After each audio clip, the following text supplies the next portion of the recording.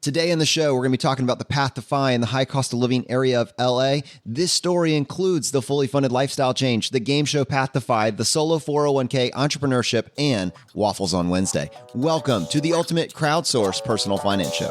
You're listening to Choose FI Radio. The blueprint for financial independence lives here.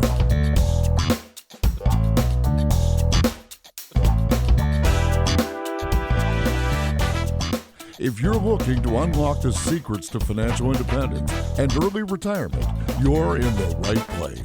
Stay tuned and join a community of like-minded people who are getting off the hamster wheel and taking control of their lives in the pursuit of financial independence. Choose FI, your home for financial independence online.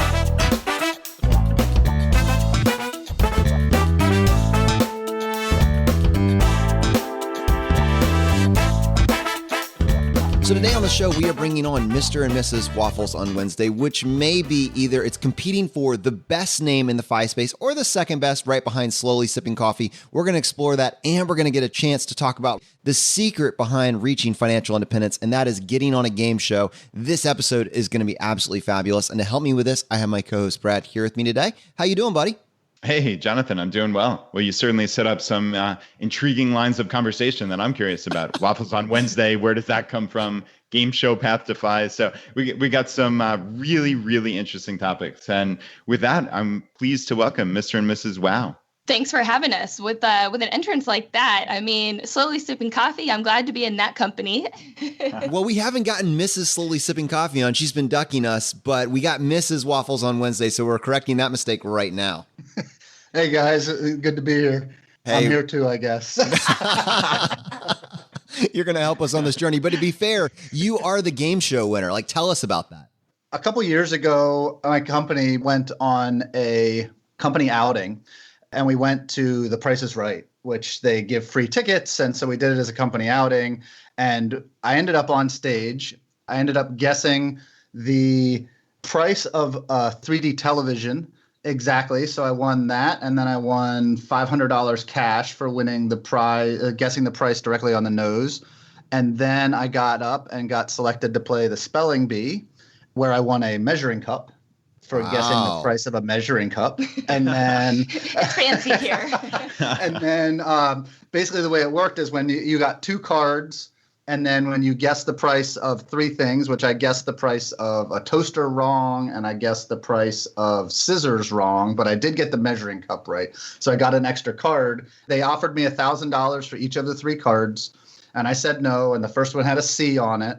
And then I said no, and the second one had an A on it. And then I said no, and the third one said car. It was one of the two cards that had car written in full. So I ended up winning a Toyota Corolla. Wow. This is incredible. I mean, this is it. This is what we have been waiting for this entire time. So from there on out, what do you do with this newfound success? So it was pretty funny, right? So you have 90 days until they air it, and then you have 90 days until they send you all the prizes. I should rewind a little bit. A lot of the people listening to this will probably be interested. When you win, they sit you in the front row, and then they take you backstage at the end, and they say, here's your prizes. You have 10 days to deny them or claim them. I'd call an accountant, and then they push you out the door. So I went and claimed the car. I tried to sell it on Craigslist, but everybody wanted to lowball me because it was a car that I won. I went to the dealership. They deal with it all the time. I took possession of a brand new car, drove it down to Jamba Juice and put 1 mile on it, and took it right back to him and sold it to him as a used car, and walked out with a check for $15,000. So the retail price would have been about $19,000? Well, learn that the following January when I got a 1099 from CBS for $21,000, which was the total of all the prizes. And that comes on a 1099 with no withholdings, and it goes against your income for the following year. So I just want to work through the economics because we can't help ourselves, because at our core, we are always going to be, at some level a finance show. Like, Is this thing, so you just got $15,000 and all is well and good, or is there more to this story? There's a lot more, actually, because I got a 1099 in January the following year, and then that went on my income tax. And so I had to pay my full graduated income tax rate against the full MSRP of all the prizes that I won. me, in my ignorance, just put $15,000 in the box as opposed to the full 1099 value. So I got a nasty gram from the IRS about 9 months later saying that I owed them another $4,000, I think it was, for the difference. So I actually went into the local IRS office here in Los Angeles and went in with, I forget the exact section of the tax code, but it says that if you win something that's not cash, you are only responsible for the market value of the prize that you won. And so I walked in there with the receipt for $15,000 and I said, this is the market value because this is what I sold it for on the open market. And so I ended up winning that fight with the IRS and they backed off. You actually went into the IRS building? Yeah, it was the most miserable place, probably next to the Social Security office. So hold on, I want to ask a question about that. Why did you go into the IRS office as opposed to just writing a response letter like 99% of other people do? Oh, I did write a response letter and they they wanted me to come in and verify it. Really? Yeah, so I wrote them a letter. I think I actually have a copy of it on the article that you guys are referencing. And I just said, hey, there's this section in the tax code. I followed this section in the tax code. And they said, okay, we need you to come in and discuss this. So I said, all right, fine. And so I went in and it was funny because I was sitting there in the cube and the guy looked at me and was like, what's going on? And so I explained it to him and it's like section 1672C or something. I have to look it up. And I said, well, this says, you're only responsible for the market value of the prize that you win. And he goes, oh, okay. Can you keep it down? Because I don't want my boss to know that I don't know this. And so, yes, I said, is that it? Will I ever hear from you again about this? And he says, no, I'll clear it up right now. I just went ahead and Googled that tax code section for the listeners. It's 1.74-1A2. So I hope that's helpful for you. You're faster than me. I'm trying to find it right now. So I have a question, actually. So did you find that tax code section after the fact, after you put down the 15,000, or have you done research? Most normal people, you get a 1099, you put that into your taxable income. Did you just say, oh no, I really received 15,000? Or did you research this and realize, oh, I really should be putting 15,000? I did some searching around and understood that you should pay for the 15,000. Like I said, I found some other blogs that mention it because it's kind of an odd situation to put yourself in. And so I searched around and I found some things and I found the tax code. But, being that I'm not an accountant, I didn't know how to fully account for it properly on my 1040.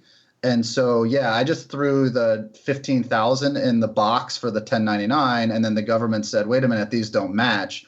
And in hindsight, I should have matched them and then put an addendum on it that reduced it to the market rate. And I think that's what the IRS guy did to adjust my taxes for that year. I'm imagining like this alternate universe where Brad Barrett is the one sitting in the front row of Price is Right as an accountant, knowing how things need to be lined up. And he gets picked to come to the front and play the game. And he's like, nah, man, I'm good. I don't want to do it.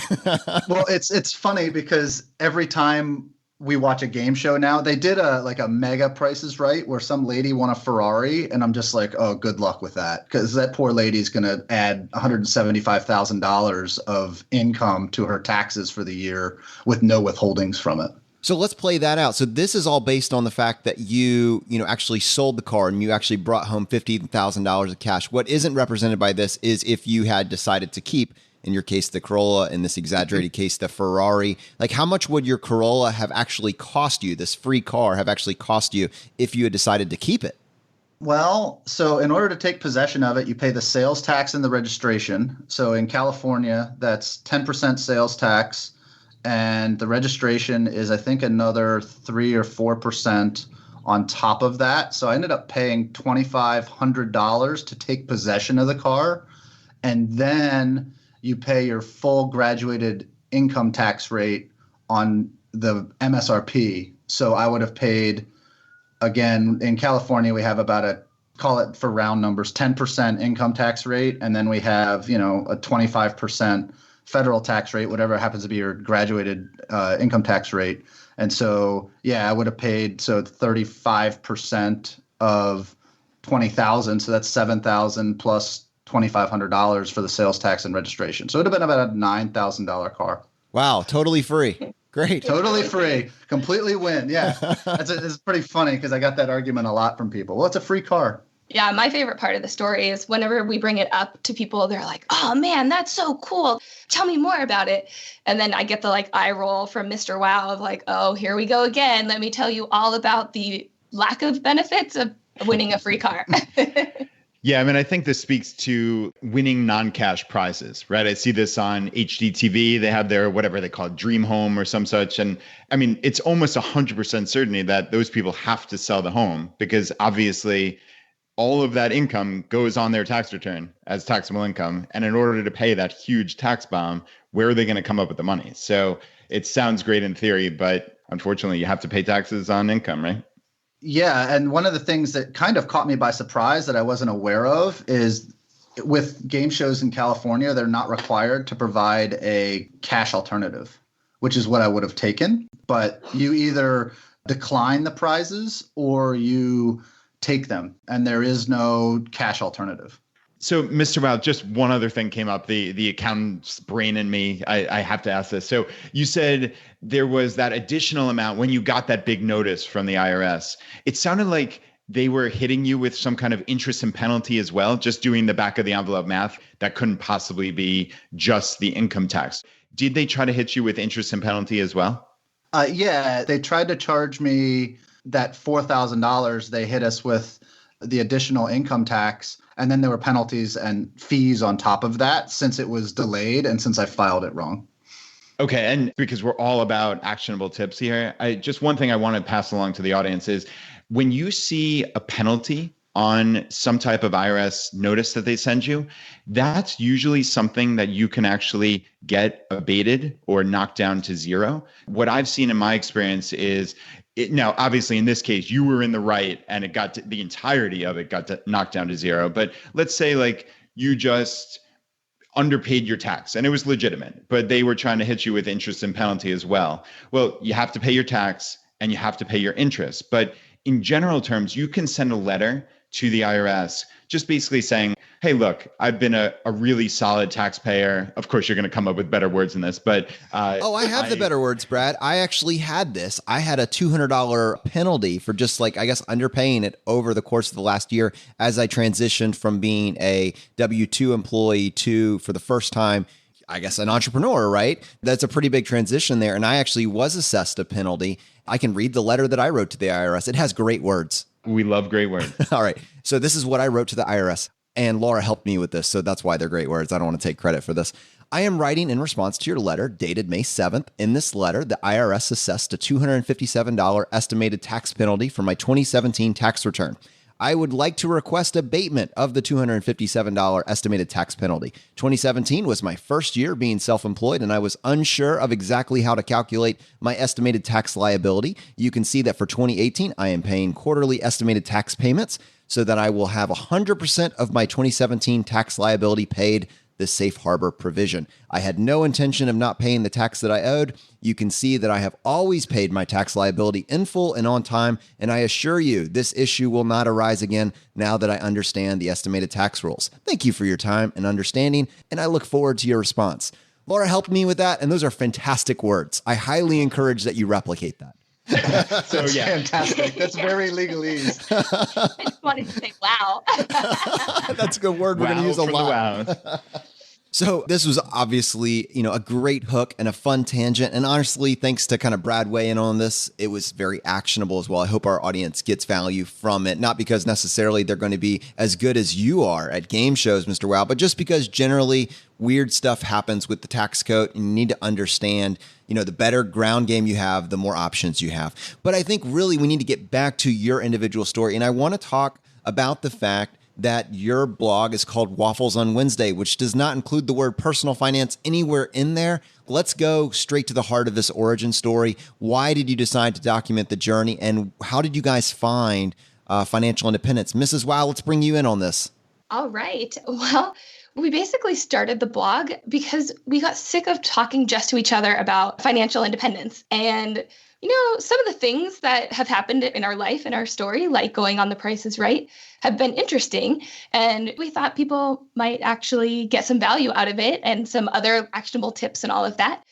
And so we came up with the concept to start the blog. And then, of course, we had to come up with a name. And we sat there for a while, a couple weeks, maybe into a couple months, and we had no idea what we were going to do for the name. And then one morning, it happened to be on a weekend. I think it was actually a Sunday when it happened. We were sitting having breakfast. We weren't having waffles that morning. I think we were having like pancakes or French toast or something like that. The two of us were sitting there and we just kind of realized those breakfasts that we had on the morning were pivotal to our life right there. We were able to kind of slow it down, just chit chat about the week, chit chat about life goals, kind of where we were going. That just kind of spearheaded its way into this mantra that we kind of came up with of why does this only have to be on the weekends? Why can't we make this any day during the week? Lo and behold, the Waffles on Wednesday with the wow kind of just popped into our head. And we were like, that's it right there. That's what we're working towards, having that flexibility, having the options and the freedom to be able to do what we want when we want. Brad, I'm wondering if this resonates with you, because in my mind, like the high picture of this is like once you are on this path to financial independence, and really long before you even reach it, every day becomes Saturday, right?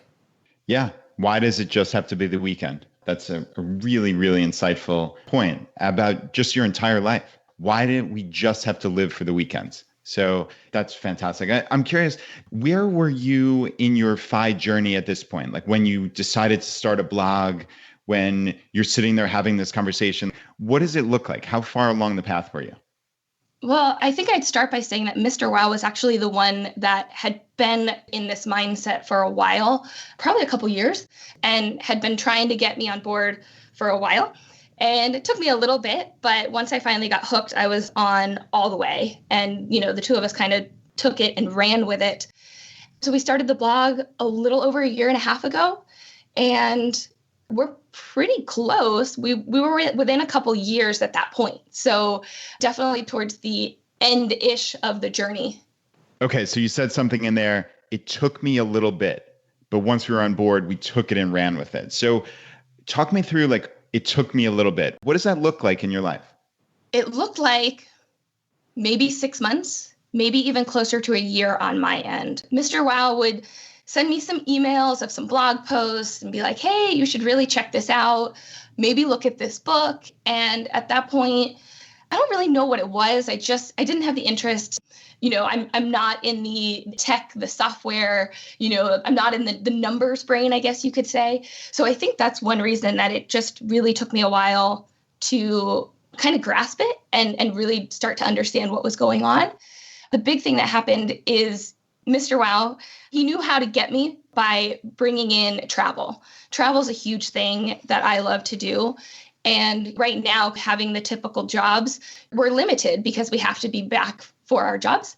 And he knew that by saying, hey, if we get to if we get to financial independence, we will be able to travel as long as we want. From that moment on, that really was my why of FI right there. Yep, okay, I have a goal, and this is where I want to go from there. That's fascinating that for you, travel was the hook. We've kind of landed on that same thing as well, that the messaging of this stuff is incredibly important. And I think for a while, in many people's eyes, and still to some degree in the mainstream, this path to financial independence seems to just be about everything that you can't do, all the things that you're giving up, the extreme frugality, and whether or not that is fair, that does seem to be the norm in terms of what this looks like from the outside. And I know that, at least in Brad and my eyes and your eyes, and I think a lot of the people in our community, it's so much more than that. I mean, right, Mr. Wow, this for you is all the things that we can't do because we're stuck in the hamster wheel. Yeah, it's one of those things that it took me a little while to get on board with, because I actually found the FI movement, if you'll call it, through looking for investment advice. I had come across a decent amount of money as a bonus from work, And I ended up handing it off to an investment advisor that I had had for years. It ran my Roth IRA and some other things that I had had, here and there. And I just never put any mind to it. And then when the market started taking off in 2012, 2013, I went back and looked at the returns that he was giving me and versus the market. And I said, wait a minute, the market's up like 35%. You're returning like 5%. And you're charging me 1% on top of this. Like, what is going on? This doesn't make any sense. And of course, my personality says, well, I can do this myself better. And so that's when I started researching it. And I came across actually Jim Collins' blog first, which is actually, it's kind of a funny segue into FI because I was looking for investment advice and I came across that. And that's kind of my entrance to the rabbit hole of this whole financial independence thing, was actually trying to find investment advice. And then once I started going further down the rabbit hole, I realized, wait a minute, we're not extravagant, but we could be smarter. And we're actually set up pretty well. And looking at some of these other blogs, we could actually make this happen.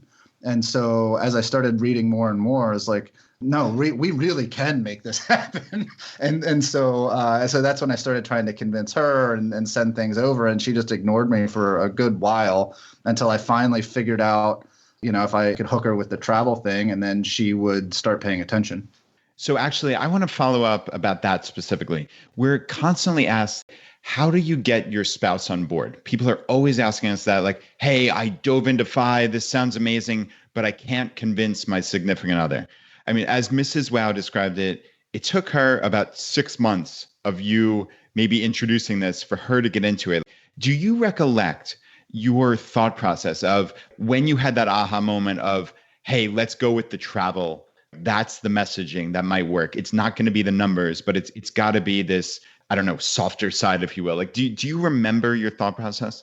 Well, we had always talked about taking time off and traveling the world. It's one of those pipe dream things that is never going to come real and all this. And so we had talked about that ever since we started dating. And then as I started going down this, this path and became more educated on it, I realized that would be something that we could actually make a reality. And we kind of did, in a way. We spent 6 weeks backpacking Europe for a honeymoon.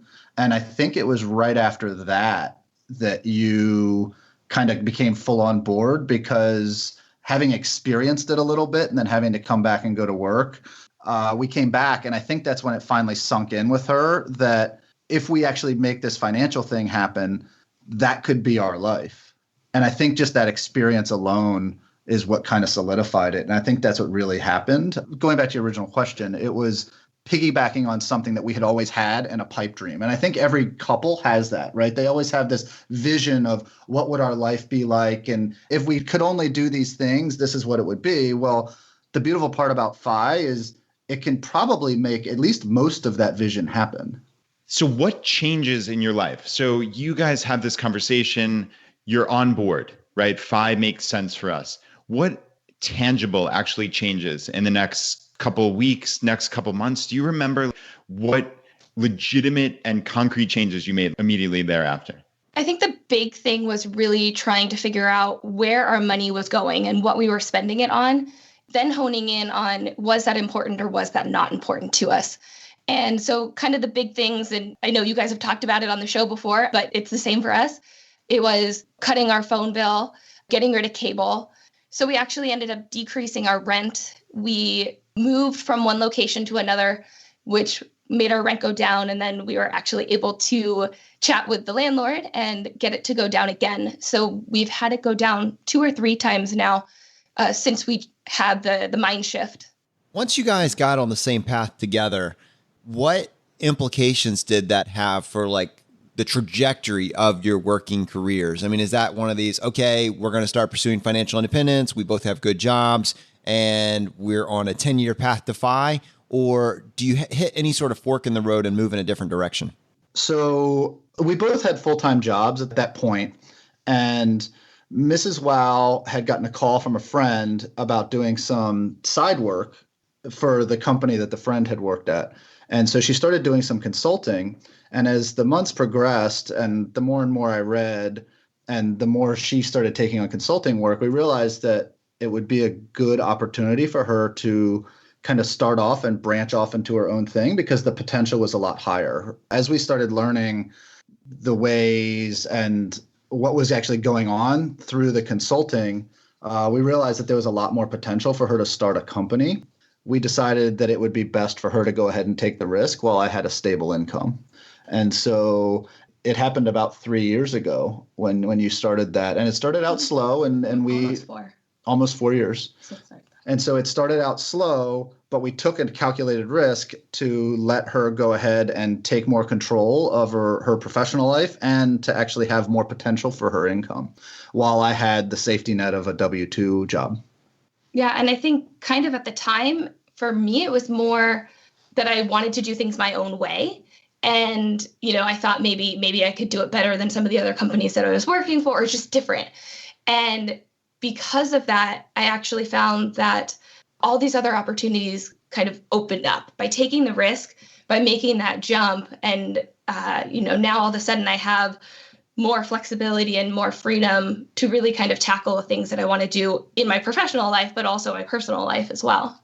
Looking back at this now, at this decision, I'd say probably, 4 years in, especially if it's work, the survivor bias makes it seem like this was the obvious choice. But if you were going to go back to that inflection point, to that decision, that kind of quote unquote risky decision, do you feel like the solid financial ground game tied to maybe the frugality bent that you had made it a much easier and more obvious choice? Completely. Yeah, I think that gave us the comfort in order to make that jump. But the other thing was we also had this realization of our life at that moment. It was good. It wasn't a great life, but it was comfortable and we were happy. We always knew that if this failed, I could go back to exactly what I was doing at that moment, full-time job, doing some consulting, anything like that. And we just go on with our lives. So having that financial support really was kind of one of the springboards to allow that decision to happen. You guys are talking about building this business and having significant upside. Now, just from like an entrepreneurial standpoint, is this just the same like trading time for dollars, or are you building a company that has employees and that you can scale? What are we actually talking about here? It kind of just started, it was just me. It was trading time for dollars and all of that. So it still had that kind of traditional outlook to it. But the further that we kind of go on our path to FI, and the more that we realize that we have this freedom and kind of opportunity to tailor this business, to progress this business, definitely within the last maybe couple years, we've been trying to kind of set up some steps to progress it. So I have hired my first employee, and there's potential for more. And we're also looking at other avenues to make it a little bit more scalable. I'll add in that one of the things that she did from the beginning that was really smart is she set it up so that there wasn't a very high fixed overhead cost. And so during her contracting, she was working for a bunch of companies that had storefronts and had, all this overhead of management and things of that nature. Well, she decided to not open, in her case, a clinic and be able to keep all of that overhead cost down. And so pretty much everything on her company is a variable cost that we can control. And so that actually was a huge benefit because it upped her income quite substantially because we were no longer paying rent. We were no longer paying all this overhead for administration fees and things like that. That's actually really timely because I wanted to ask about the ancillary benefits of owning a business that you guys may have seen, not limited necessarily to money, but wherever you can go with that. But also on the money side, are there items that you've found that you can deduct like on your business and on your tax return that also then add to the financial benefit? Yeah, so there's several things. So one of the first things I did was set up a solo 401k for her company. And so we started deducting part of her income. We also, all of the internet, all our phone bills, a lot of our traveling. We this year have gone to Cambodia and we've gone to South Africa that were both related to the business. She went to Honduras and Salt Lake. And we also have a home office, so we're writing off about a third of our rent. There's a bunch of benefits to owning the company. The main one that we really like is the fact that she's now in control of her schedule. I know I still have a W-2 income, and so I am not, but her having the flexibility is really, I think, the kicker in having and owning her own company, and just being able to have that flexibility and have the control of her life and be able to work when she wants and work on what she wants and be able to expand it in the way that she wants and not kind of have to take direction from anybody. So I think this is really where I want to spend a lot of our time. It's one of the reasons that I was incredibly excited to have you both on the show, in that you are DIY entrepreneurs, which I guess, wow, that's kind of like putting both together. An entrepreneur is like by definition a DIYer. But the reason this is so appealing is that we started this conversation talking about how Mr. Wow was willing to dig into the IRS tax code and then go to the IRS to teach the IRS about their own code, and in the context of starting your own business, a question that we see all the time as people that are pursuing financial independence are increasingly looking to start some sort of side hustle and growing that into a business is, what about retirement planning? And Mr. Wow has done his research, and for your specific situation has come up with a plan that's working both for you as a couple, but also as it grows for your employee and down the road, maybe employees. So I thought we should take, a large section of the remainder of the show and dive into that, because I think that is what is going to be so actionable for our audience today. So tell us about how you decided to go with solo 401k. I know there's several different retirement vehicles that are available. What made you go with solo 401k? And let's pull out any actionable content related to that we can. When I was looking into it, there's 3 retirement plans for small businesses. One is called a simple IRA, one is called a SEP IRA, and then obviously the solo 401k. I decided to go with the solo 401k for a couple reasons. Number one, the SEP IRA, it's capped at $12,500 for employee contributions, and the employer is required to match 3%, which isn't a big deal, but since we're going to match anyway, but you're required to do that for every employee going forward. And this allows you to have employees. The SEP IRA is capped at 25% of your income, and that has the same higher level cap as a 401k, which I think is $18,500 now. And then the solo 401k is a little bit more complicated, but it has the cap of a traditional 401k, which is, again, I think is $18,500 for 2018. But you can also match 25% of the salary that's paid in. The caveat is that a solo 401k is only available to an owner and a spouse. And so I decided to go with that since it was just Mrs. Wow and myself that were going to be employees at the start. The other part about that is since the 18.5 of a solo 401k is an individual contribution and the 25% match is the company contribution, you can cap it out at the 55k at a lot lower income level than you can on a SEP IRA, simply because you can take that 18.5 out of the income and then you add 25% of the remainder. So you can actually cap out at 55k at I think $160,000, where you have to, if you hit 55k on a SEP IRA, I think you have to make $220,000. So you can cap it out a lot sooner than you could through an IRA. One other thing that we did with the 401k is the SEP IRA and the simple IRA also count as traditional IRA contributions. So that would eliminate our way of doing a backdoor Roth contribution, a traditional backdoor Roth contribution. And since those go into the traditional IRA bucket, you now are enacting the pro rata rule every time you do a Roth conversion. So I want to slow down here and actually get Brad's input on this. There's so much there, and have a feeling people are going to press that back 30-second button on this particular part of the episode to go back and listen to it. Brad, what additional thoughts do you have on this? Because I know you are kind of going through the same decision tree, looking at those different vehicles. I think you landed on the solo 401k being a better option initially as well. Was it for the same reasons he listed? Yes, it definitely was. So yeah, the 401k plan generally seemed to be the best option for my own businesses. So like you said, the simple IRA, that just seemed like the least attractive option. So that was thrown out almost instantly. So basically, just to take a step back, there are the total limitations of $55,000 into your retirement plans, let's say for 2018. All right. So like Mr. Wow is saying, with the SEP IRA, the only calculation is that it's just 25% of your total net business income. All right. So if you made 100 grand, you can put 25% of that into your SEP IRA. So 25,000, that's it. And then just for simplicity's sake, let's talk about the 401k in that same $100,000 net income scenario for your business. So you have the employee side.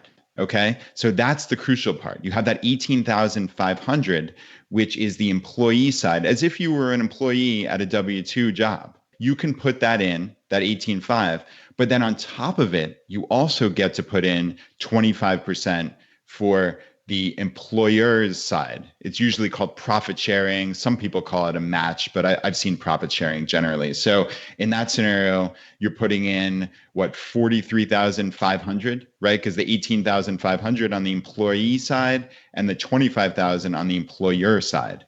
Now, there are some calculations that go into this. I've found that it's not generally as simple as just taking 25%. It usually winds up being somewhere in the vicinity of 20 or 21%, but that's beyond the scope of this conversation, certainly. But just real high level, you can put more money into the 401k option. So I think that's why Mr. and Mrs. Wow picked that. And that's why I picked it for my businesses. But I'm curious, as a follow-up, going to the more simple level, and this is like the space that I occupy, controlling your tax rate, being able to put in close to $50,000 of pre-tax income on somewhere in between $160,000 and $200,000 of income. That is an incredibly powerful tool for the entrepreneur. I fully agree. I mean, that's exactly why we went that way. I will say, you do end up paying a little bit of payroll tax because that's a self-employment tax and that's just part of owning a company, but it's considerably less than your standard income tax. And so you come out way ahead. If you're making $300,000, $400,000, $500,000 in your business, I don't know how much difference it really makes between a SEP and a solo 401k. But given that we can cap it out and contribute considerably more at lower income levels, up to $100,000, you can almost double the contributions to a solo 401k than you can a SEP. That's why we decided to go that way, especially at the beginning.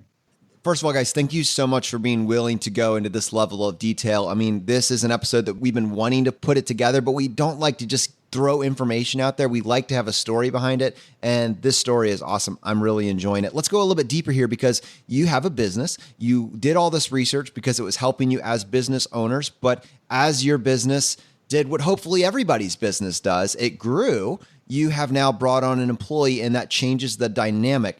Tell us about that. So now that we have an employee, we're no longer eligible for a solo 401k because that's restricted to the owner and a spouse of the owner. And so we had to set up what I affectionately call a big boy 401k for a real corporation, which is like any other corporation that you have in the country. It's a 401k that we set up through a third-party administrator. I called a third-party administrator so that they could take care of all the filing, the paper filing, and setting up the plan documentation and all the rest of it. The solo 401k is a lot easier to set up because it's just straight off the shelf. But with this new corporate 401k, the big boy 401k, we can now execute the Mega Backdoor Roth. And so I was curious to see what exactly was entailed with that. Since we had ownership of the plan, we could write into the bylaws anything we wanted. So I made a point to write into the bylaws that we could contribute after-tax money and that we could do non-hardship rollovers at any point. And so those were written into the bylaws, and that is really the key in what allows the Mega Backdoor Roth to be available to employees. Now, there's a lot of other caveats that come along with that, namely compliance testing, which I was not aware of until we actually started walking through this. And safe harbor plans are a whole nother one, which means that you are not required to fulfill the compliance testing, and which we can get into in more detail if you want. But basically, as soon as you contribute after-tax money, you have to go through the compliance testing, whether or not you meet the safe harbor requirements or not. And so what that actually does is cause some issues with the contribution limits for high income employees, or what they call highly compensated employees, which make over $120,000 a year or own more than 5% of the business. And since we own 100% of the business, we are a highly compensated employee, and our employee is not a highly compensated employee. So we're subject to this compliance testing. Okay, so for most people who are just solo entrepreneurs, or they own a business with a business partner or some such and don't have true employees, they don't have to worry about that testing. Is that right? No, not in a solo 401k, at least as far as I know. And again, I'm not an accountant or a retirement benefits specialist or anything of that nature. But from the research I've seen, a solo 401k, simply because it's restricted to the ownership, the owner and a spouse, that is why you don't have to do any of this compliance testing, because there is no other eligible employees.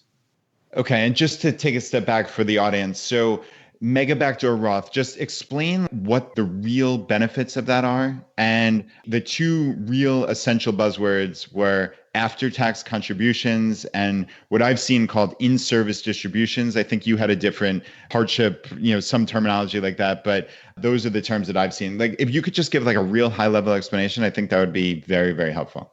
Yeah, sure. So everybody kind of knows, at least in this community, your contribution limit is 18.5. And your company can match 25% of your salary. So say your company pays you $20,000. You can put 18.5 of that in, and then they can match 25%. So that's $5,000. So you can put in $23,500 into the account given that scenario. Now, if you have additional money, your total is $55,000. So that discrepancy between the $23,500 and the $55,000 is this open window. And when you say allowing after-tax contributions, that means that I can actually write a check and put it into my 401k that I've already paid tax on. That's all money right out of our checking account, and put it into the 401k. And that in-service, or what I was calling a non-hardship rollover, or non-hardship withdrawal rather, allows you to roll it over into your Roth IRA since it's after-tax money. And so you can actually take that balance and roll it directly and immediately over.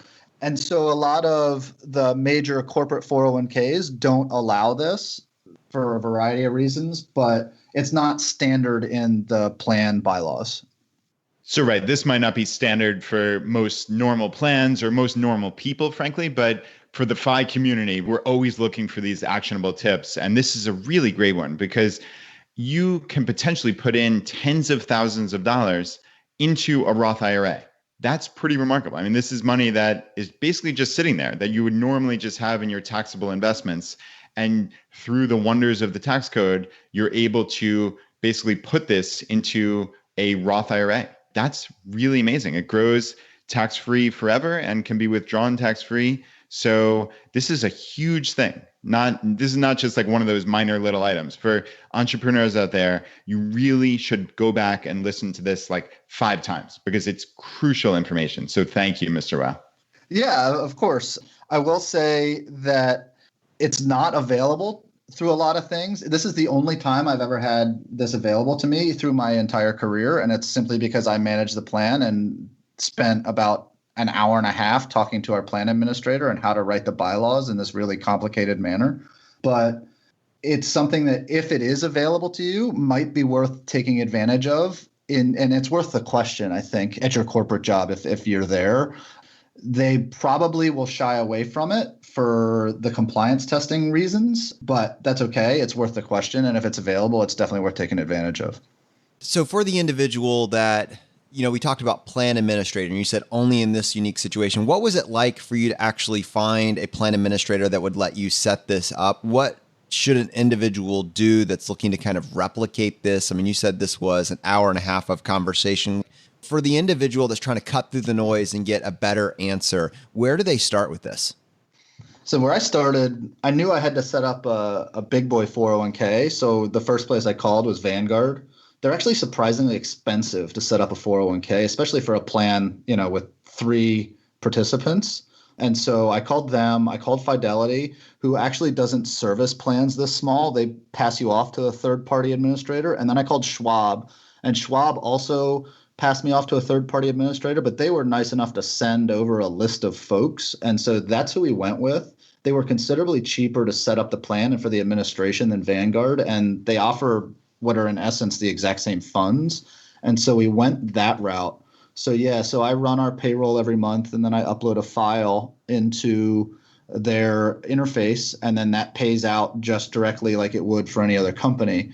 Through the process of setting up the account, we had a phone call with them and our administrator to write all the bylaws into the account. And they have a boilerplate set of bylaws, but of course, knowing me, I did my research and I went into it and started asking them all these super complicated questions about how we cram all this after-tax money into our 401k. And so, it turned from a 20-minute phone call into about a 90-minute phone call, at the end of which is pretty funny. They offered to send a guy out to tell us the benefits of a 401k plan, which I kind of laughed about. So I want to hop in here because this sounds awesome and it sounds crazy complicated. And you can tell, Mr. Wow, that you are a huge DIYer. And frankly, you're probably willing to do much more research than even I am. But I'm curious with the scale and the scope of what we're talking about.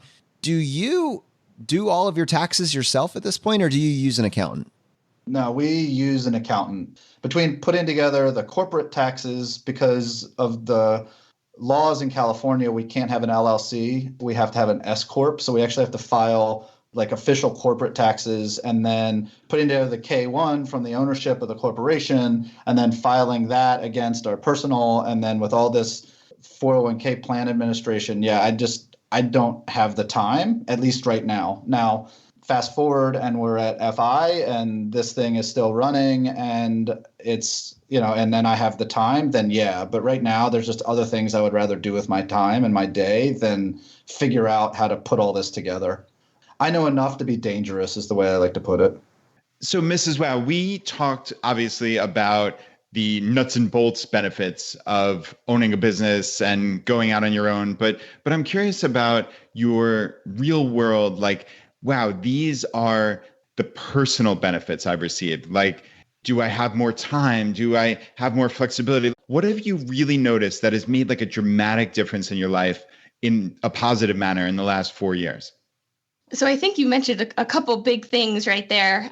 The time thing, I'd love to say that I have more time, but I actually think I have less time because I have kind of come up with all these other things that I want to be doing. Reading all these blogs and, chatting with people and hearing their stories, the opportunity, or I should say opportunities, has really kind of presented itself. And I find myself just wanting to go in so many different directions. So I'd have to say I definitely have less time right now. But the big thing is that flexibility piece and really being able to design my life how I want it to be. And whether that is the way that I move the company and me professionally, or whether it's something that I'm doing personally on the side. One of the big things, as we kind of mentioned before, was travel. And we've been fortunate enough in the past couple of years to be able to do a lot of travel. But in my eyes, I still want to do more. And every trip that we go on and every time that we are on the road, I just want to keep going. I definitely want to be able to do more volunteer work. And that's something that I'm super passionate about and really kind of get established with some more organizations and go to other places in the world that I haven't been yet. That's a really big thing that kind of having my company and the kind of the sideness of the company allows me to do.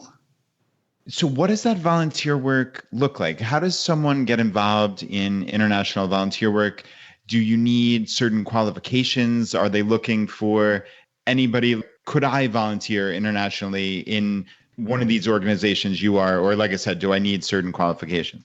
So Mrs. Wow's in healthcare. And so we ended up traveling with some health missions, and she does a lot of stuff with that. But to directly answer your question, I actually go along and carry boxes and help things. There's always needs for, logistics people and grunt work and things of that nature to help, and even crowd control. When we were in Cambodia, I did a lot of crowd control and providing lunches and carrying boxes and things like that. So if you're interested in doing anything like that, you can find them. They're around. You can just search for them online and find them. Well, you're volunteering your time. I'm curious, like for the individual that's thinking this, that is at maybe financial independence, but maybe let's say they are in like a lean fi kind of mentality where they just have enough to cover their expenditures, but they don't have extra amounts to buy these really kind of more expensive type trips.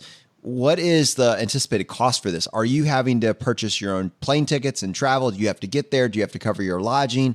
Or is it, we need all hands on deck, we just need a body? What are the economics of that choice? Yeah, I think that's a really valuable question. And it's one that I get a lot. How do you get involved? How much does it cost? All of that kind of stuff. And really, the biggest thing I can say is just do your research. There are a lot of organizations out there that cost an arm and a leg to go volunteer your time. And they ask for thousands of dollars in fundraising in order for you to go do this. Plus, on top of that, paying your way and everything else. I try to shy away from those. I'm already volunteering my time. I'm giving up the potential work at home, where I could be making money. So from a money standpoint, I'm already missing out on chunks, right, with this whole FI mindset. And so I try to find organizations that pretty much I'm just paying my way to be there. You're looking at paying for your flight, you're looking at paying lodging and food, and then anything else that you end up doing, whether there's any sort of transportation needs or souvenirs or anything else that you might be buying outside of what they provide with the group. So when you're out there on these volunteer trips, are you then going out and exploring after the fact and going on like your own vacation? Or do you look at these as kind of individual, discrete volunteer trips? For the most part, we are trying to do some sort of other travel kind of tacked on top of that. Outside of the Cambodia trip that we did, typically I'll go down and volunteer, for a week or two, and then Mr. Wow will come down, meet me, and we will go somewhere else. I did some volunteer work in Peru last year. I was there for a week. He came down and met me, and then we went and did Machu Picchu. Same thing when we were in Ecuador. I did my volunteer work. He came down. We went to the Galapagos. Usually there's some component of a little bit of personal exploration as well as the volunteer work and that professional side. And so we really try to utilize that we're already over there. We've already paid for the flight over there, and we have the time at that moment to do it. So most of the time, I'd say that's how we operate. And the 5 piece of this is that you're moving to a place where you own your time. That time is not obligated to some other entity. You're basically doing what we've called in the past, and we got this from Vincent Puglisi, the Red X month. We've carved this out. We've designed the future that we want to have now, and then we build the other pieces around that. And that's very attractive to me. I think our audience finds that very compelling as well. It's not necessarily about spending nothing or getting all of your expenses down to zero, as much as it is about having control over your decisions and not just being totally susceptible to the latest ad that was on TV. That's exactly right. I will say that through this volunteer work, and it's interesting because she volunteers and she does the same exact thing at home. And when we do finally pull the plug, she's probably going to continue to do it, which I think is one of those things that everybody's jealous of, that I would do what I do every day for free if I had to. But this allows us to travel. It allows her to continue her passion. I'll tell you what, I know I said I was a layman earlier, but that trip was life-changing. And I know I wasn't directly treating people or anything, but I was exposed to it and we were making a difference, and it was really life-changing. And I think the cool part about, outside of just the volunteer work that I'm doing and providing medical services and really helping populations that are underserved and in need, most of the places that I'm going to volunteer at are not the top tourist destinations. Sometimes they're not even mentioned, if you're trying to do some research of like things to see and where to go, you're not even going to find anything there. These are smaller little towns, little villages, and you really get a kind of different take on the local life, and you really kind of get embedded in their community. And it's something that's really unique, that if you're just a tourist traveling around, going and seeing the wonders of the world and checking all the boxes on Instagram of what you want to show your friends, you're not going to be seeing these places. And so I've really just gotten this unique value by going to these really just awesome and cool places that a lot of people haven't even heard of before. That's amazing. I wanted to ask kind of about your travel bucket list in the future, but how has that experience informed your future travel plans? What do those travel plans look like? Obviously, this is a huge part of your guys' lives in the future. What do you think that looks like? I definitely have some of my, top 3, top 5 places that I still want to go. But I also think, and this kind of just ties back into starting the company and having options, is just kind of letting it unfold as it happens. So my first volunteer trip, I was in Ecuador. And then I ended up getting connected to a group in Peru. And then when I was in Peru, all of a sudden, all these other opportunities happened. That's where I first heard about Cambodia. That's where I heard about my trip that I went to in Honduras. I think we can kind of plan a little bit and have maybe some bullet points of what we actually, where we want to go and some things that we, want to be able to accomplish in our life. But then also just kind of allowing the rest of it up to chance and see what happens, in the next couple months or the next couple years, and seeing maybe, I'll meet somebody that's affiliated with an organization in Nepal. That's one of my top places that I want to go.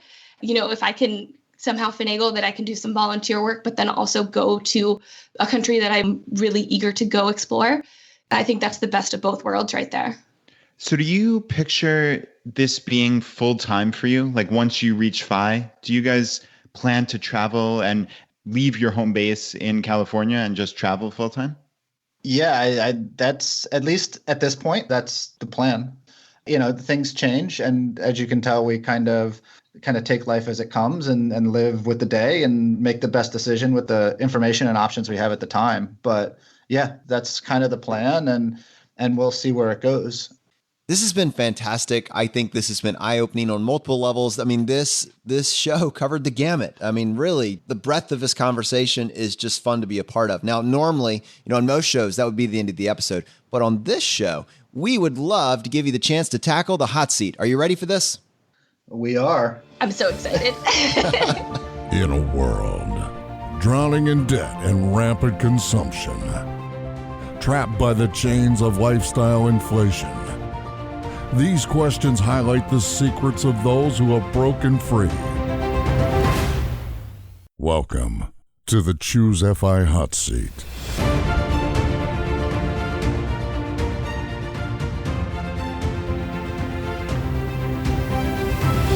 All right, Mrs. Wow, question number 1, your favorite blog that's not your own? My favorite blog right now is my son's father. Not only does he write amazing and fantastic content, but he is also a wonder with his Lego characters. Oh, My Son's Father. And I think it was My Son's Father and I Dream of Fire. I think, Brad, they included you in their Christmas music video 2017. Oh, that was the greatest thing I've ever seen. Wow. Oh, yeah. It's fantastic. Nice. So was that Lego thing beyond just that one video, or was that it? Oh, no. That's all the pictures in his posts are mainly Lego characters. And he has come up with some just fantastic representations of people and animals and all that kind of stuff. So it's really unique and interesting and entertaining. I wonder what Mr. Money Mustache looks like. I think he's on there. Mr. Wow, what about you? Favorite blog of all time? I have one that's not FI and one that is FI related. My FI related one is Freedom is Groovy. I love them, and I love the Talking Trash episodes that they do. It's just fantastic to listen to him wander around and babble. And my non-FI related one is called The Art of Manliness. It's just kind of a general, how to be a good man, right? How to be a good husband. It gets into a little bit of finance stuff, but it's how to, workouts and how to dress and things like that. And it's very thought provoking, and it's just kind of one of those things that I like to go and read and kind of internalize. Well, question number 2 is kind of related to this, and we'll go back to you for this one, Mr. Wow. Your favorite article of all time. Now, this can be one that you wrote or somebody else's. So my favorite article of all time is one that I think actually sent to Mrs. Wow, and it was one of the ones that kind of got her reading some of these blogs, and it's actually on The Happy Philosopher, and it's about how he ran a half marathon without training and was just in immense pain the whole time. And I think I literally sent her the email I found, and I said, hey, check out this idiot. He's just like us. And we mean mean that in a nice yeah, way. and I actually talked to him about that at FinCon. And so he actually thought that was really funny because we run a lot of long distance races and we can empathize with that. And I think that was one of the ones that kind of got her attention that, wow, it's not all about money all the time. Super funny story on that, kind of related. So I was running maybe like 3 to 4 miles a day through the course of a summer, and somebody in pharmacy school invited me to go on a run. She was training for a marathon, and we ran 17 miles. And before I couldn't walk for 5 days. Yeah. Worst experience ever. Oh, yeah, that's rough. And to have him just go out and do it without training at all and then write about the experience it was kind of funny and hilarious, and we could definitely relate to it. And so, yeah, that was my favorite. And meanwhile, as we're training for a race and I can barely run 2 miles and I'm just like, oh gosh, how am I going to get there? And I read this post. I'm like, this is awesome. That is very cool. Mrs. Wow, same question. Favorite article of all time? All right. So I'm actually going to stick with the Happy Philosopher as well. And I guess maybe it's because that's one of the first ones that I started reading. But I absolutely love his post about alligators and kittens and the implications that it has on life and time and kind of the quality of life and getting rid of the things that stress you out. And before adding just all these good things to your life is just huge. And I think it's a timeless piece. I completely agree. We've had so many of these amazing guests throughout the 100+ episodes, and we've added certain pieces of terminology to the lexicon of Choose FI, and alligators and kittens definitely fits that bill. I think it's really important for people to look for those alligators in their lives and just get rid of them. We talked in the episode with Jeff that get rid of cable news, get rid of all these things that are just bombarding you with negative messaging, and just be happier. Yeah, I think that's why it resonates so much with us, is because, again, it's about money, but the money is kind of a subtle background. It's really about, happiness and freedom and being at ease with your life. And I think so many people are so inclined to just add in, I need more time for myself. So I need to go get a massage, or I need to go do this, or I need that, and I need that, without really tackling the bigger issues of what is potentially causing some of the detriment, the stress and the lack of sleep and, maybe having a bad diet, anything like that. And so it's just one of those pieces of advice that really kind of can hit on every aspect of life. All right. Well, that leads us to question number 3. Mrs. Wow, your favorite life hack? So this is kind of a new one for me. And I actually didn't think that this would be my answer. But over the past couple of weeks, I really have grown to have a love-hate relationship with it, but more of a love, I guess I would say. And that life hack is waking up early. I have heard a lot of people talk about this over the past couple of years, just waking up before you typically would wake up. And I used to be one of those people that it was 6 o'clock. If you woke me up before 6 o'clock, I was not a happy camper. And I ended up meeting and then, having the luxury of reading 5 a.m. Joel's brand new blog. And he was really the inspiration to get me to start introducing this into my life. One of the big things is that I just don't have enough time, and I think I speak to everybody here where there's so many things that we want to do and just not enough time and specifically not enough me time. He wrote a post and it basically was like, if you wake up an hour early, use that time as me time in the morning. I've started doing that and it has had such a huge impact in my life just in the month that I've been doing it in. Do you have a particular morning routine, or is it just me time and whatever you feel like that day? Or do you get up and do some type of exercise, meditation, reading? Like what does it look like for you? I had originally started with a couple different things that I was doing, including writing and working out and trying to, read a couple blogs and all of this. And I realized that was starting to kind of stress me out because all of a sudden I had all these things that I wanted to do. So just within the past couple of weeks, I have just said, you know what, this is me time. And really what I want to be doing is blogging. And so I'm waking up in the morning and I sit down at my computer and I get at least 30 minutes to an hour where I can just sit down and write. And I love it. That is so cool. Really. I mean, I think waking up early is something I've always aspired to. And just like you, I have that love-hate kind of relationship with the idea. And the love part is not yet winning out. but I still aspire. There's still room for improvement here, and maybe this is the little kick that I needed to pull it off. Mr. Wow, what about you? Your favorite life hack?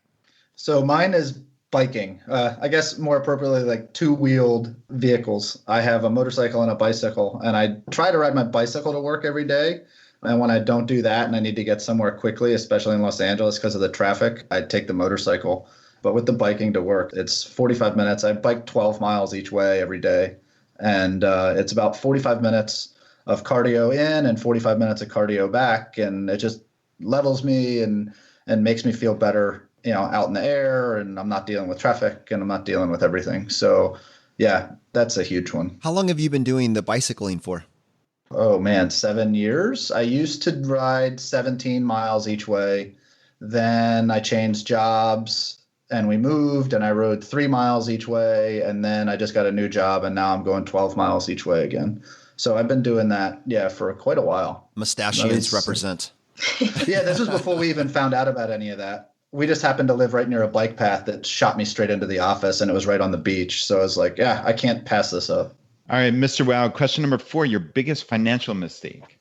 This one I tossed around and thought about quite a bit, and there's benefits to it. So I don't know if it's necessarily a mistake, but going to grad school and getting my MBA could potentially be a huge mistake. It cost me quite a bit of money, and I'm still actually have loans 10 years later that I'm paying off. And I think my career had some advancement, but I'd be willing to bet if I didn't have the MBA, I'd probably be in a similar spot. On the flip side, it moved me to California and I met my wife and I have a whole new life. So that's why I'm kind of torn on if it's a mistake. But financially, I don't know. I mean, I've been paying off a student loan for almost 12 years now. Financial mistake, not a life mistake. There you go. That's why it's qualified that way. All right. And Mrs. Wow, what about you? Your biggest financial mistake? This is one that I don't even think I've wrote about this yet. I don't think I've even we're getting really breaking news. Breaking news. Breaking news. This is before Mr. Wow and I started dating, before the FI mindset, before all of that. I didn't have a lot, but I definitely had a balance on my credit card. I thought that I was doing just enough by paying the minimum payment every month and did that longer than I really should have. And I realize the implications that it has now. Wow. So at the time, what were you thinking? Like, and I don't mean that like negatively. I just mean, what was going through it? Was it just, they're telling me to pay the minimum, so that's what I pay? Or like, did you not realize the interest rate? Talk me through that real quick. Yeah. Like I mentioned before, I never really was a numbers person. And so to answer your question, I don't think I really was thinking. It was, I could have paid it off, but I didn't understand why I would do that. Why spend $1,000 when I could spend 25, 30? Yeah. I want to slow down because I know that like in this very focused group, people are like, oh, wow, that's crazy. You always pay it off. But I don't think that actually is the normal perception. I think that's why when we talk about people having trouble with credit cards, I think it's for that exact reason. Why would I pay $500 toward my credit card when I could just pay $25? It's just the obvious choice. I'm just being smart with my numbers. If I only send them $25, then I'm going to have $475 for this month.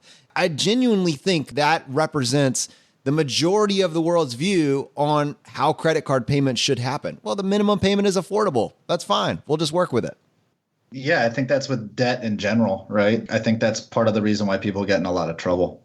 Okay, question number 5, Mrs. Wow, advice you would give your younger self. It can be, don't settle for the minimum. But if you have something else you want to pass along to in that time capsule, this is your chance. Yeah, you know what? I think this actually ties right into what you just said, is don't be afraid to go against the norm. And really, if you're passionate about something, just go do it. If everybody's doing it one way and you think you're supposed to do it this way, that doesn't mean that's the only way, and doesn't mean that that's the right way to do it. So really not being afraid to take a chance, take a risk, and really see how that can impact your life for the better. Yeah, that's really wonderful, wonderful advice. I love that. And Mr. Wow, same question for you. The advice you would give your younger self. For me, I think it's it kind of goes along the same lines, but it's just go get started, right? Like so many people sit there and hum and haw over what they should do and if this is the right decision and if it's not and things of that nature. But If you're confident in what you're doing, just go get started. And a lot of you'll figure it out along the way. That's kind of how I ended up, administering a 401k, right? So I had no idea about any of it. So I just picked up the phone and made a phone call and started going and started filling out paperwork, and we figure it out as we go. Do we make mistakes? Yeah. But, if you don't get started, you never get anywhere, right? It's always that first step. And so that's, for me, I would tell myself that a long time because I used to hesitate a lot on a lot of things. Well, we do have a bonus question for you. We spent a lot of time talking about things that you don't purchase in the name of frugality. This question directed at you, Mr. Wow. Your favorite purchase that you made over the last 12 months, the purchase that you made that has brought the most value to your life. So I bought a bookshelf beer making kit that allows us to brew beer at a gallon at a time to try and figure it out because we like to drink probably more beer than we should. And so we figured we'd try and figure out what the process was that went into it. And it's a lot more complicated than they tend to let you believe. But that one brings us a lot of joy because we get to spend all day Saturday boiling stuff and bottling things. And I don't know. It's kind of a weird one, but there you go. I think you have some good company with this craft beer situation. I know Physician on Fire is an investor in one, and Mr. 1500, a copious fan as well. So you're in good company. Oh, yeah. For whatever reason, FI and craft beer go hand in hand. I don't know what it is. And we actually have our FI meetups monthly at the local breweries. Very, very nice. Mrs. Wow, same question. The purchase that you made in the last 12 months that's added the most value to your life. Going back to all the travel that we've been talking about, one of the things that I get a lot of value out of is purchasing a Lonely Planet book to the country or the city that we are going to. And I find it useful just to kind of give me be able to research where we're going, read about the history, read about the culture. But you never know when you might need a map, or you might need some key phrases in the language. And, of course, everyone's like, oh, but you have your phone, you'll have Wi-Fi. Sometimes you might not, or it might not be working. And there've been so many times that we've been out and I can open up the book and, I can try to either say what I'm trying to say, or I can point at a picture in the map. And that thing just brings so much value. But I will throw in that I try to bring out a little bit of frugality with that. And I always wait for discounts. And they usually do like a 2 or a 3 for 1. So I'll always wait and then buy the books at that point. And then the 2 or 3 for 1 dictates the next country that you need to go to. Yeah. Usually I already have it kind of lined up. You already have the Nepal book, don't you? I do. I'm guilty. But a few of them I'll just throw in like, I really want this one. So if I buy it, maybe it will come to fruition. This has been so much fun. What is the best way for someone to connect with you? So we're on Twitter at Waffles on Wed, and we have our blog. It's wafflesonwednesday.com. Guys, thank you so much for coming on the show today. Thank you, guys. It's been a real pleasure. This has been fantastic. Thank you. Brad, as with everything, I think it's balance, right? But in my mind, I love that this episode, it told an amazing story, but at the same time, it was so actionable and so useful. And I think there will be a large percentage of our population that is side hustlers and entrepreneurs or aspiring entrepreneurs that have been waiting for us to have someone on the show that could do this and point them in the right direction. This was that episode in my mind. Yeah, I agree. It had a little bit of everything. We certainly dove into the numbers, dove into the details, but we also looked at their lives and where FI has taken them and where it's going to take them in the future with their travels, and now with this incredible entrepreneurial story that they have going. So yeah, really wonderful episode, and just wanted to thank the Wows for coming on and spending the time with us. If you got value from today's episode, if you've been getting value from the episodes up to this point, just take 1 second and press the subscribe button on the platform you're listening to this on. It just lets the providers know you're getting value from the show and you want to be here when we produce additional content. If you want to support us in what we're doing here at Choose FI, here are 4 easy ways.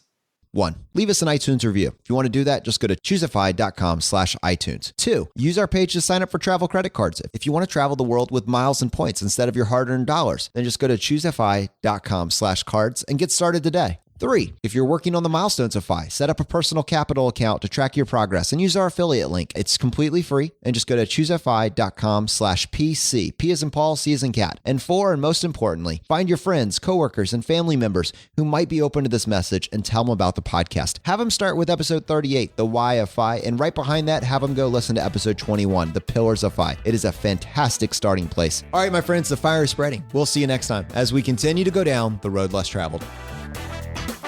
You've been listening to Choose FI Radio Podcast, where we help middle-class America build wealth, one life hack at a time.